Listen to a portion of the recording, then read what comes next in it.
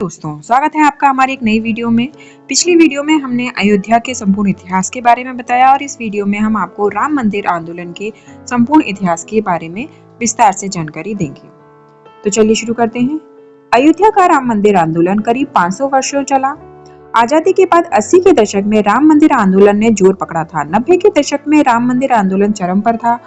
9 नवंबर 2019 को 5 जजों की संवैधानिक बेंच ने राम मंदिर के पक्ष में ऐतिहासिक फैसला सुनाया। अब 22 जनवरी को राम मंदिर की प्राण प्रतिष्ठा हो रही है। तो चलिए इसका विस्तार से शुरू करते हैं। श्री राम का जन्म 5114 ईसा पूर्व में उत्तर प्रदेश के अयोध्या नगर में हुआ था। जैन धर्म के प्रथम तीर्थंकर आदिनाथ का जन्म स्थान भी अयोध्या ही है। आक्रांताओं के आने से पूर्व यहाँ हिंदू, जैन और बौद्ध धर्म के सैकड़ों मंदिर और स्तूप विद्यमान थे। तथ्यों की माने तो विदेशी आक्रांता और मुगल वंश के संस्थापक बाबर के आदेश पर सन 1527-28 में अयोध्या में बने भव्य राम मंदिर को तोड़कर एक मस्जिद का निर्माण किया गया। कालांतर में बाबर के नाम पर ही इस मस्जिद का नाम बाबरी मस्जिद रखा गया। मंदिर तोड़ने के समय जन्मभूमि मंदिर पर सिद्ध महात्मा श्यामनंद जी महाराज का अधिकार था। उस समय राजा मेहताब सिंह बद्री नारायण ने मंदिर को बचाने के लिए बाबर की सेना से युद्ध लड़ा। कई दिनों तक युद्ध के बाद हजारों वीर सैनिक शहीद हो गए। भारतीय इतिहासकार कनिंघम लखनऊ गजेटियर के 66वें अंक के पृष्ठ 3 पर लिखते हैं कि 1,74,000 हिंदुओं की लाशें गिर जाने के बाद मीर बाकी अपने मंदिर ध्वस्त करने के अभियान में सफल हुआ। तत्पश्चात अयोध्या से 6 मील की दूरी पर सनेथु गांव में पंडित देवी दीन पांडे के नेतृत्व में आसपास के गांवों सराय, सिंजड़ा, राजेपुर आदि के सूर्यवंशी क्षत्रियों ने फिर से युद्ध किया और इस युद्ध में पंडित देवी दीन पांडे सहित हजारों हिंदू शहीद हो गए और बाबर की सेना जीत गई। फिर 15 दिन बाद हंसवर के महाराज रणविजय सिंह ने सिर्फ हजारों सैनिकों के साथ मीर बाकी की विशाल और शस्त्रों से सुसज्जित सेना से रामलला को मुक्त कराने के लिए आक्रमण किया, लेकिन महाराज सहित जन्मभूमि के रक्षार्थ सभी वीरगति को प्राप्त हो गए। तत्पश्चात महाराज रणविजय सिंह की पत्नी रानी जय राजकुमारी हंसवर ने खुद जन्मभूमि की रक्षा के कार्य को आगे बढ़ाने का बीड़ा उठाया और 3000 नारियों की सेना लेकर उन्होंने जन्मभूमि पर हमला बोल दिया और हुमायूं के समय तक उन्होंने छापामार युद्ध जारी रखा। मुगल शासक अकबर के काल में अकबर ने बीरबल और टोडरमल के कहने पर खस की टाट से उस चबूतरे पर 3 फीट का एक छोटा सा मंदिर बनवा दिया। अकबर की इस कूटनीति से कुछ दिनों के लिए जन्मभूमि में रक्त नहीं बहा। यही क्रम शाहजहां के समय में भी चलता रहा। फिर औरंगजेब के समय में चले भयंकर दमन चक्र में उसने लगभग 10 बार अयोध्या में मंदिर को तोड़ने का अभियान चलाकर वहां के सभी प्रमुख मंदिरों और उनकी मूर्तियों को तोड़ डाला। औरंगजेब के समय में समर्थ गुरु श्री रामदास जी महाराज के शिष्य वैष्णव दास जी ने जन्मभूमि को मुक्त कराने के लिए 30 बार आक्रमण किए। नसरुद्दीन हैदर के काल में मकरही के राजा के नेतृत्व में जन्मभूमि को पुनः अपने रूप में लाने के लिए हिंदुओं के 3 बार आक्रमण हुए, जिसमें बड़ी संख्या में हिंदू मारे गए। इस संग्राम में भीती, हंसवर, मकरही, खजूरहट, दियरा, अमेठी के राजा गुरुदत्त सिंह आदि सम्मिलित थे। हारती हुई हिंदू सेना के साथ वीर चिमटाधारी साधुओं की सेना आ मिली और इस युद्ध में शाही सेना को हारना पड़ा और जन्मभूमि पर पुनः हिंदुओं का कब्जा हो गया। लेकिन कुछ दिनों के बाद विशाल शाही सेना ने पुनः जन्मभूमि पर अधिकार कर लिया और हजारों राम भक्तों का कत्ल कर दिया गया। अवध के नवाब वाजिद अली शाह के समय में पुनः हिंदुओं ने जन्मभूमि के उद्धारार्थ आक्रमण किया।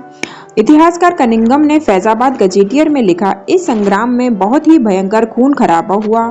2 दिन और रात होने वाले इस भयंकर युद्ध में सैकड़ों हिंदुओं के मारे जाने के बावजूद हिंदुओं ने श्री राम जन्मभूमि पर कब्जा कर लिया। कनिंघम के अनुसार यह अयोध्या का सबसे बड़ा हिंदू मुस्लिम बलवा था। हिंदुओं ने अपना सपना पूरा किया और औरंगजेब द्वारा विध्वंस किए गए चबूतरे को फिर वापस बनाया। चबूतरे पर 3 फीट ऊंचे खस के टाट से एक छोटा सा मंदिर बनवा लिया, जिसमें पुनः रामलला की स्थापना की गई। लेकिन बाद में मुगल शासकों ने इस पर पुनः अधिकार कर लिया।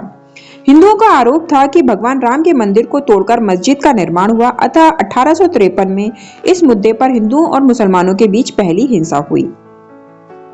फिर सन 1857 की क्रांति में मुगल शासक बहादुर शाह जफर के समय में बाबा रामचरण दास ने एक मौलवी आमिर अली के साथ जन्मभूमि के उद्धार का प्रयास किया। कुछ कट्टरपंथी मुस्लिमों को यह बात अच्छी नहीं लगी और उनके विरोध के चलते 18 मार्च सन 1858 को कुबेर टीला स्थित एक इमली के पेड़ में दोनों को एक साथ अंग्रेजों ने फांसी पर लटका दिया। विवाद के कारण 1859 में ब्रिटिश शासकों ने विवादित स्थल पर बाड़ लगा दी और परिसर के भीतरी हिस्से में मुसलमानों को और बाहरी हिस्से में हिंदुओं को प्रार्थना करने की अनुमति दे दी। हिंदू महंत रघुबीर दास ने पहली बार इस मामले को 19 जनवरी 1885 को फैजाबाद के न्यायाधीश पंडित हरि किशन के सामने रखा, जिसमें कहा गया कि मस्जिद की जगह मंदिर बनवाना चाहिए क्योंकि यह स्थान प्रभु श्री राम का जन्म स्थान है। स्वतंत्रता प्राप्ति के बाद 1947 में भारत सरकार ने मुसलमानों को विवादित स्थल से दूर रहने के आदेश देते हुए मस्जिद के मुख्य द्वार पर ताला डाल दिया, जबकि हिंदू श्रद्धालुओं को एक अलग जगह से प्रवेश दिया जाता रहा। 1949 में मस्जिद में श्री राम की मूर्तियां पाई गईं। कहते हैं कि कुछ हिंदुओं ने मूर्तियां वहां रखवाई थीं। मुसलमानों ने इस पर विरोध व्यक्त किया और दोनों पक्षों ने अदालत में मुकदमा दायर कर दिया। सरकार ने इस स्थल को विवादित घोषित करके ताला लगा दिया। 1984 में कुछ हिंदुओं ने विश्व हिंदू परिषद के नेतृत्व में भगवान राम के जन्म स्थल को मुक्त कराने और वहां राम मंदिर का निर्माण कराने के लिए एक समिति का गठन किया। इस अभियान का नेतृत्व बाद में भारतीय जनता पार्टी के प्रमुख नेता लालकृष्ण आडवाणी ने संभाला।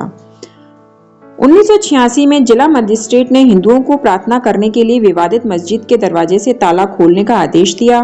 मुसलमानों ने इसके विरोध में बाबरी मस्जिद संघर्ष समिति का गठन किया। 1989 में विश्व हिंदू परिषद ने राम मंदिर निर्माण के लिए अभियान तेज किया और विवादित स्थल के नजदीक राम मंदिर की नींव रखी। इसी वर्ष इलाहाबाद उच्च न्यायालय ने आदेश दिया कि विवादित स्थल के मुख्य द्वारों को खोल देना चाहिए और इस जगह को हमेशा के लिए हिंदुओं को दे देना चाहिए। 30 अक्टूबर 1990 को हजारों राम भक्तों ने मुख्यमंत्री मुलायम सिंह यादव द्वारा खड़ी की गई अनेक बाधाओं को पार कर अयोध्या में प्रवेश किया और विवादित ढांचे के ऊपर भगवा ध्वज फहरा दिया। लेकिन 2 नवंबर 1990 को मुलायम सिंह यादव ने कार सेवकों पर गोली चलाने का आदेश दिया, जिसमें सैकड़ों राम भक्तों ने अपने जीवन की आहुतियां दी। इस हत्याकांड के बाद अप्रैल 1991 को मुलायम सिंह यादव को इस्तीफा देना पड़ा। तत्पश्चात लाखों राम भक्त कार सेवा हेतु अयोध्या पहुंच 6 दिसंबर 1992 को बाबरी ढांचा ढा दिया। परिणाम स्वरूप देश भर में दंगे हुए। 6 दिसंबर 1992 को जब विवादित ढांचा गिराया गया, उस समय राज्य में कल्याण सिंह मुख्यमंत्री थे। उस दिन सुबह करीब 10:30 बजे हजारों लाखों की संख्या में कार सेवक पहुंचने लगे। दोपहर में 12 बजे के करीब कार सेवकों का एक बड़ा जत्था मस्जिद की दीवार पर चढ़ता है। लाखों की भीड़ को संभालना भारी था। दोपहर को 3:40 पर पहला गुंबद भीड़ द्वारा तोड़ दिया गया और फिर 4:55 तक पूरे का पूरा विवादित ढांचा जमींदोज हो चुका था। भीड़ ने उसी जगह पूजा अर्चना की और रामशिला की स्थापना कर दी। गुंबद के आसपास मौजूद कार सेवकों को रोकने की हिम्मत किसी ने नहीं की, क्योंकि मुख्यमंत्री कल्याण सिंह का साफ आदेश था कि कार सेवकों पर गोली नहीं चलेगी।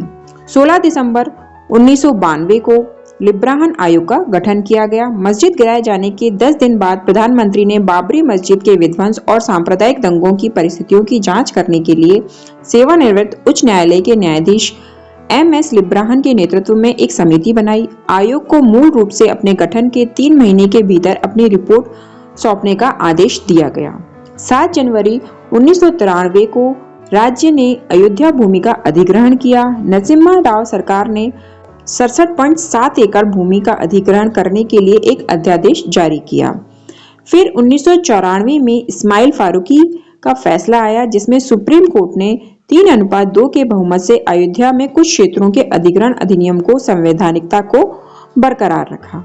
फिर अप्रैल 2002 में अयोध्या स्वामित्व विवाद मामला शुरू हुआ।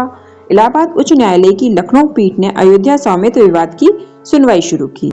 मार्च से अगस्त 2003 में ASI सर्वेक्षण हुआ, जिसमें भारतीय पुरातत्व सर्वेक्षण ने इलाहाबाद उच्च न्यायालय के निर्देशों के तहत विवादित स्थल के नीचे की जमीन की खुदाई शुरू की, जिसमें 10वीं सदी के हिंदू मंदिर के अवशेष मिलने का दावा किया गया है।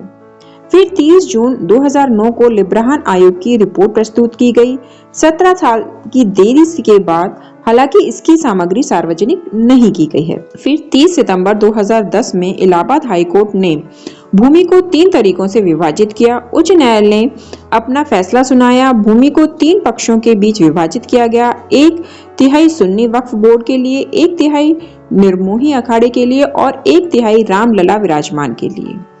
फिर मई 2011 में सुप्रीम कोर्ट ने इलाहाबाद हाई कोर्ट के फैसले पर रोक लगा दी। तत्पश्चात 21 मार्च 2017 में पूर्व मुख्य न्यायाधीश खेहर ने सभी पक्षों के बीच अदालत के बाहर समझौते का सुझाव दिया।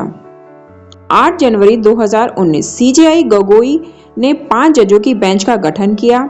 गगोई सीजेआई ने सितंबर 2018 के फैसले को पलटते हुए मामले को 5 जजों के संविधान पीठ के समक्ष सूचीबद्ध करने के लिए अपनी प्रशासनिक शक्तियों का इस्तेमाल किया। फिर 8 मार्च 2019 को सुप्रीम कोर्ट ने मध्यस्थता का आदेश दिया। 2 दिनों की सुनवाई के बाद कुछ प्रमुख पक्षों की आपत्ति के बावजूद संविधान पीठ ने अदालत की निगरानी में मध्यस्थता का आदेश दिया। 16 अक्टूबर 2019 को सुप्रीम कोर्ट ने सुनवाई पूरी की और फैसला सुरक्षित रहा। 9 नवंबर 2019 को सुप्रीम कोर्ट का रामलला विराजमान के पक्ष में फैसला आया। 9 साल तक सुप्रीम कोर्ट में मामला चला। अब 22 जनवरी 2024 को अयोध्या में राम मंदिर की प्रतिष्ठा होनी है।